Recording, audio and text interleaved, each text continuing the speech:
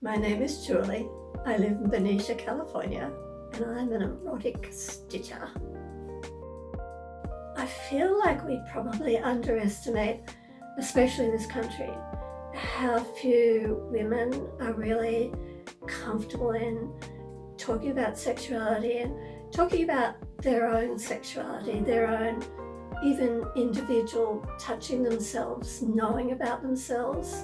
And I want to encourage that. If you see a picture of my stitched vagina and there's a clit there and there are little bits of sperm, maybe you can go home and touch yourself and see where that really is.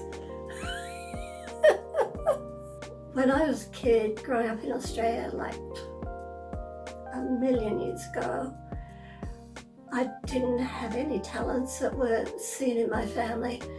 So for some reason, I just wanted to sew. I'd read books about American quilts. I had a book when I was a kid that I would read over and over and over again. It was such a homey American book. And they were short stories. And one of them was an older woman teaching probably a kid how to make quilts, and it was that you couldn't cut corners. And that's been like this huge life lesson for me, but it just fascinated me. And so now I'll unstitch as much as I stitch, because that still stays in my mind, that it must be done exactly how you want it to be done.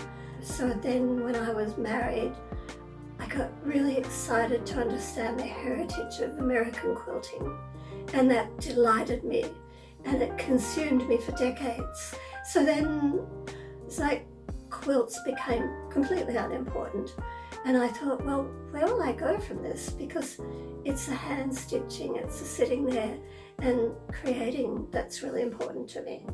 So then I went to pillows, because who doesn't love a pillow? So I was like, yes, I'll never have to work again. All I'll do is make pillows, and nobody bought them. So I just kept going, and then one day I realized that one of my looked like a heart, and I was like, yeah, because now I can love myself, and a heart is depicting my love. And then I realized a heart kind of looks like a vagina. And so I went to open heart with love, and then I went to a vagina, so it went open heart, open mind, and then no stopping me.